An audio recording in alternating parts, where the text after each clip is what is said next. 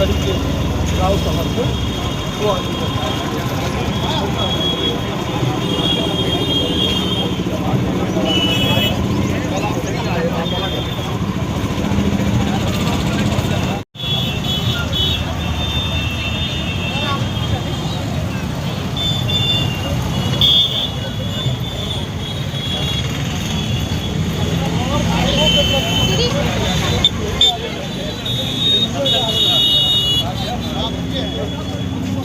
अशोक भाई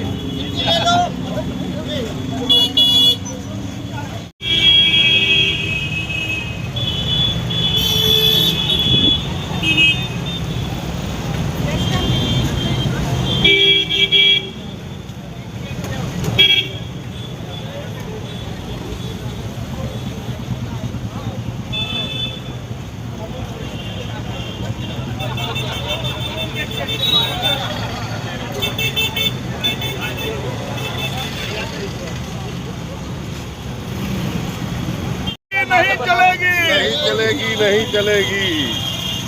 दादा तेरी ये दादागिरी नहीं चलेगी। तानाशाही नहीं चलेगी।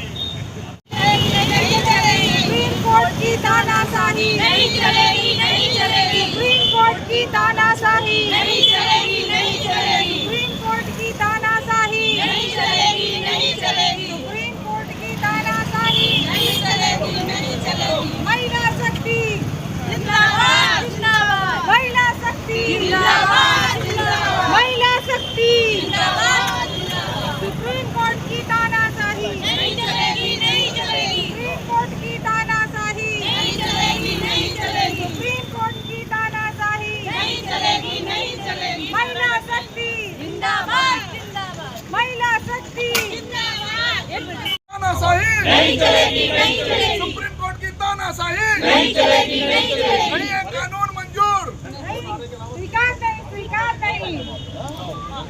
बोलो भारत माता की जय, भारत माता की जय।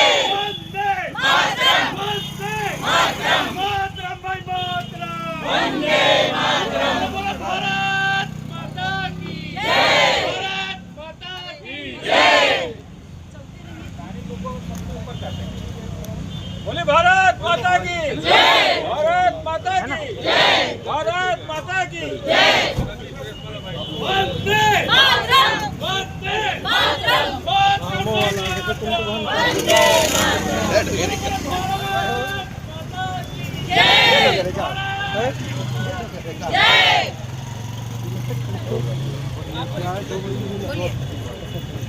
महिला सशक्तिकरण जिंदाबाद, जिंदाबाद। महिला सशक्तिकरण जिंदाबाद, जिंदाबाद। सर्वोच्च न्यायालय द्वारा शीघ्रता एवं आतुरता में समलैंगिक व्यक्तियों के विवाह को विधि मान्यता न देने बाबत हम लोग आवेदन देने आए हैं, अनुरोध पत्र करने आए हैं।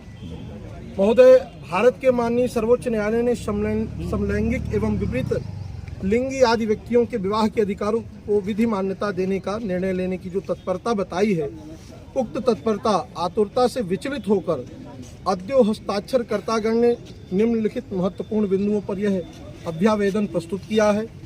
भारत देश आज सामाजिक आर्थिक क्षेत्रों की अनेक चुनौतियों का सामना कर रहा है। तब विषयांतर्गत विषय को माननीय सर्वोच्च न्यायालय द्वारा सुनने एवं निर्णीत करने की कोई गंभीर आवश्यकता नहीं है।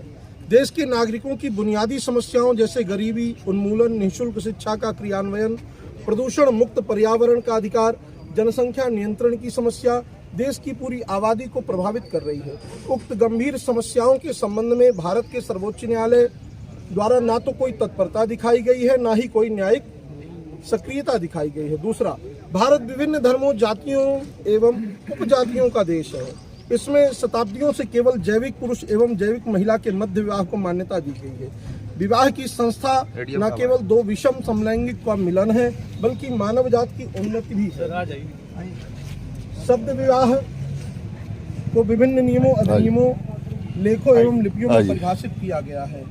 विवाह को दो अलग अलग लैंगिक के पवित्र मिलन के रूप में मान्यता देते हुए भारत का समाज विकसित हुआ है। पाश्चात्य देशों में लोकप्रिय दो पक्षों के मध्य अनुबंध या सहमत को मान्यता नहीं दी गई।